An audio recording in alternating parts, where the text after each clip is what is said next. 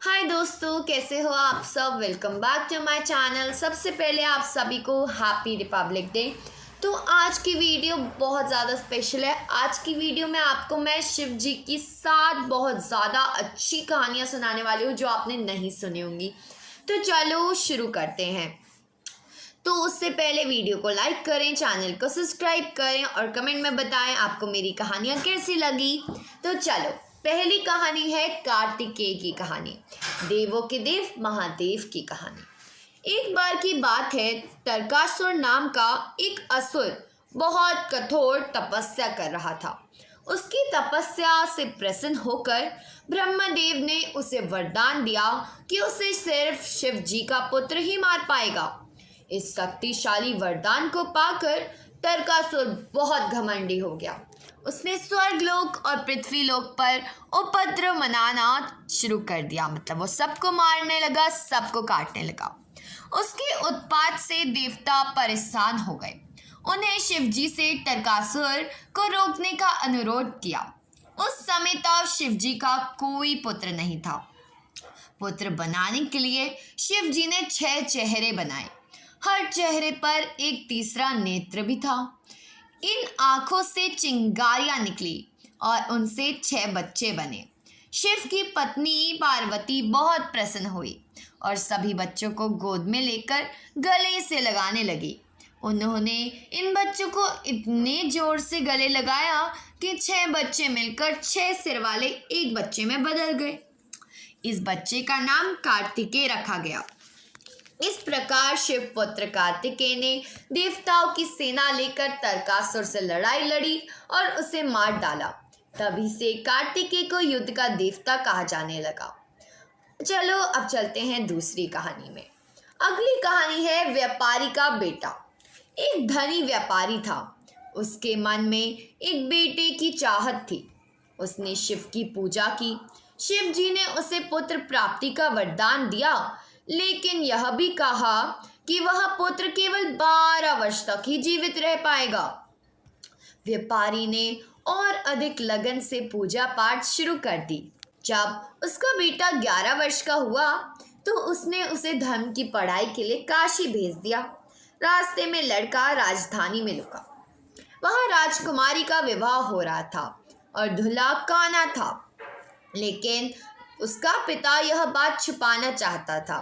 उसने व्यापारी के बेटे से दूल्हे की जगह बैठ जाने को कहा। विवाह के बाद व्यापारी के बेटे ने एक कपड़े पर सारी सच्चाई लिख दी और उसे राजकुमारी को दे दिया। इसके बाद वह काशी चला गया। जब राजकुमारी ने कपड़े पर लिखा संदेश पढ़ा तो उसने कान्हे को अपना दूल्हा मानने से इनकार कर दिया।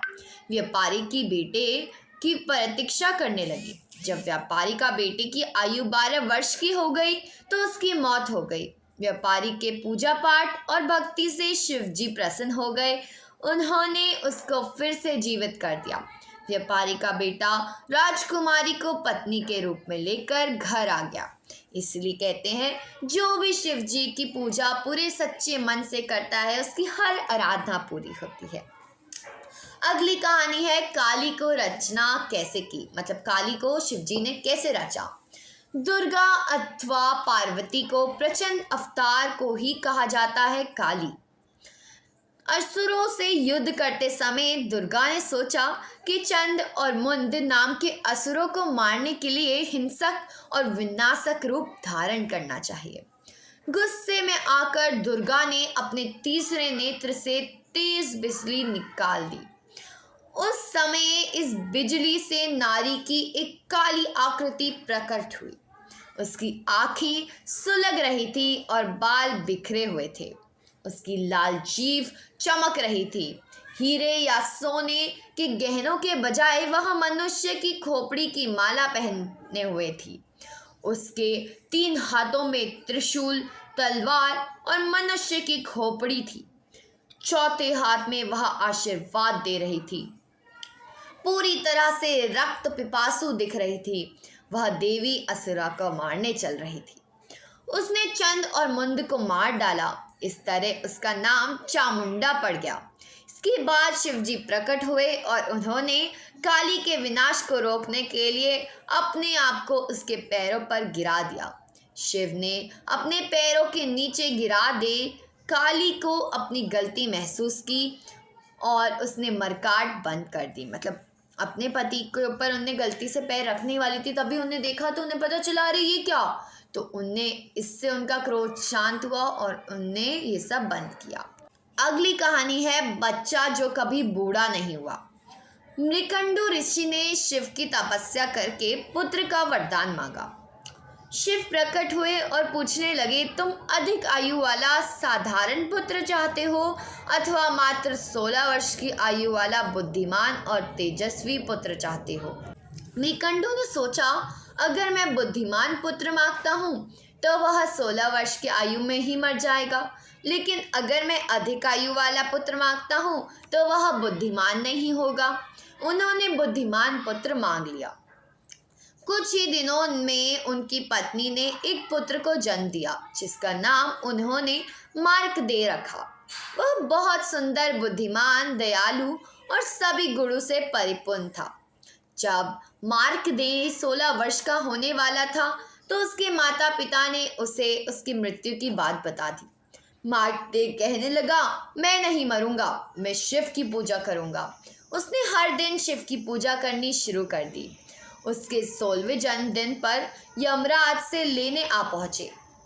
मार्कंडेय ने उससे कहा, मुझे अपनी पूजा समाप्त कर लेने दो। यम नाराज हो गए और उन्होंने उसके ऊपर यमपाश फेंका। शिव प्रकट हो गए और उन्होंने यम को यमलोक लौट जाने का आदेश दे दिया और बोले, वापस पृथ्वी पर मत आना। यम चले गए। उसके बाद से पृथ्वी पर किसी की मृत्यु नहीं हुई। पृथ्वी पर आबादी बहुत बढ़ गई। देवी पृथ्वी शिव के पास गई और कहने लगी, मैं इतना भार नहीं उठा सकती, कृपया यमराज को पृथ्वी पर भेजिए। जब शिव ने इनकार किया तो वह सहायता के लिए पार्वती के पास पहुंची। पार्वती ने भी शिव से अनुरोध किया तो शिव बोले, यमराज ने मेरे भक्तों का अपमान किया है। पार्वती ने कहा, किंतु आपने ही तो कहा था कि मार्कंडेय 16 वर्ष से अधिक नहीं जिएगा, इसलिए यमराज उसे लेने आए थे। शिव निरुत्तर हो गए। इस पर पार्वती बोली, शायद आपका आशय होगा कि मरकंड सदैव 16 वर्ष का रहेगा। इसी बात को यमराज समझ नहीं पाए होंगे। शिव तुरंत प्रसन्न होकर बोले, बिल्कुल यही बात थी। उन्होंने तुरंत यमराज को पृथ्वी पर जाने की अनुमति दे दी और मार्कंडेय सदैव 16 वर्ष का ही रहा। अगली कहानी है शिव और सती की कहानी। ब्रह्मा के बेटे दक्ष की सती नाम की एक बेटी थी जो शिव जी से प्रेम करती थी और उनसे विवाह करना चाहती थी। दक्ष अपने आप को शिव से बड़ा मानने लगते, इसलिए उन्होंने सती की बात नहीं मानी। शिव और सती ने दक्ष की इच्छा के बिना ही विवाह कर लिया। एक दिन एक समारोह में शिव ने दक्ष के सामने खड़े होकर उन्हें प्रणाम नहीं किया। दक्ष ने बहुत अपमान महसूस किया। उन्होंने बदला लेने की ठान ली। दक्ष ने एक यज्ञ कराया और उसने शिव को छोड़कर सारी देवताओं को आमंत्रित किया। सती को बहुत बुरा लगा। वह अपने पिता से मिलने पहुंच गई। दक्ष ने सबके सामने शिव का अपमान किया। सती यह नहीं सह पाई और उसने यज्ञ की आहुति में कूदकर अपनी जान दे दी। क्रोधित होकर शिव ने समूचे ब्रह्मांड को नष्ट करने के लिए विनाशकारी नृत्य तांडव शुरू कर दिया। ब्रह्मा ने प्रकट होकर शिव से क्षमा मांगी। शिव मान तो गए, लेकिन उन्होंने दक्ष को शाप दे दिया कि उनका सिर हमेशा बकरी का रहेगा। बाद में सती ने पार्वती के रूप में फिर जन्म लिया। अगली कहानी है चंद्रमा ने अपनी रोशनी कैसे गंवाई। राजा दक्ष प्रजापति ने अपनी 27 बेटियों का विवाह चंद्रमा के साथ कर दिया था। 27 बेटियों का विवाह के समय उन्होंने चंद्रमा के सामने शर्त रखी थी कि वह अपनी सभी 27 पत्नियों के साथ समान व्यवहार करेगा। चंद्रमा एक एक रात अपनी हर पत्नी के महल में बिताता था, लेकिन अपनी रोहिणी नाम की पत्नी से वह अधिक प्यार करता था। जिस रात को वह रोहिणी के महल में जाता, उस रात वह सबसे अधिक चमकता था। उसकी शेष पत्नियों को यह बुरा लगता था। उन्होंने अपने पति से इसकी शिकायत की। दक्ष प्रजापति ने चंद्रमा को श्राप दे दिया कि वह अपनी चमक खो देगा। दिन में सूरज चंद्रमा को अपना दिव्य प्रकाश दे देता था। रात में चंद्रमा दिव्य पेय सोम पीता था, जो कि देवताओं का पेय था। दक्ष के श्राप के कारण देवता अपनी शक्ति का स्रोत हो बैठे। देव सहायता के लिए ब्रह्मा के पास पहुंचे। ब्रह्मा की सलाह पर चंद्रमा ने 1 करोड़ बार मृत्युंजय मंत्र का जाप किया। इससे शिव जी प्रसन्न हो गए और उन्होंने चंद्रमा को श्राप से आंशिक रूप से मुक्त किया। तभी से चंद्रमा कुछ रातों में ही चमकता है, मतलब कुछ में चमकता है। आखिरी कहानी है शिव और पार्वती का विवाह। हिमालय के राजा हिमवंत और उनकी पत्नी मीना देवी शिव जी के भक्त थे। उनकी इच्छा थी कि एक ऐसी पुत्री पाए जिसका विवाह शिव जी के साथ कर सके। मीना देवी ने शिव जी की पत्नी गौरी देवी को प्रसन्न करने के लिए कठोर तपस्या शुरू की। कई दिनों तक वह बिना खाए पिए तप करती रही। गौरी देवी ने प्रसन्न होकर मीना देवी की बेटी के रूप में जन्म लेने का वचन दे दिया। गौरी देवी ने आग में कूदकर अपनी जान दे दी। इसके बाद उन्होंने मीना देवी की बेटी के रूप में जन्म लिया, जिसका नाम पार्वती रखा गया।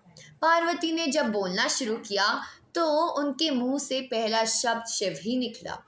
बड़ी होकर वह बहुत सुंदर युवती बनी। इस बीच शिवजी ने अपनी पत्नी की मृत्यु से दुखी होकर लंबा ध्यान शुरू कर दिया था। हिमवंत को आशंका हो रही थी कि शायद शिवजी गहन ध्यान में होंगे। उसके कारण वे पार्वती को पत्नी के रूप में स्वीकार न कर सके। उन्होंने समस्या के समाधान के लिए नारद को बुलाया। नारद ने उनसे कहा कि पार्वती तपस्या के लिए शिवजी का हृदय जीत सकती है। हिमवंत ने पार्वती को शिवजी के पास ही भेज दिया। पार्वती ने दिन रात उनकी पूजा और सेवा की। शिवजी पार्वती की भक्ति से बहुत प्रसन्न हुए, लेकिन उन्होंने उनकी परीक्षा लेने का निश्चय किया। उन्होंने युवा ब्राह्मण का रूप धारण किया और पार्वती के पास जाकर कहने लगे कि भिखारी की तरह रहने वाले शिवजी से विवाह करना सही नहीं होगा। पार्वती यह सुनकर बहुत क्रोधित हुई। उन्होंने स्पष्ट कह दिया कि वे शिव को छोड़कर और किसी के साथ विवाह नहीं करेंगी। उनके उत्तर से संतुष्ट होकर शिव अपने असली रूप में आ गए। पार्वती से विवाह करने को तैयार हो गए। हिमवंत ने धूमधाम से दोनों का विवाह किया। तो ये थी आज की कहानी। मिलते हैं अगली वीडियो में। बाय। वीडियो अच्छी लगी हो तो वीडियो को लाइक करें, चैनल को सब्सक्राइब करें।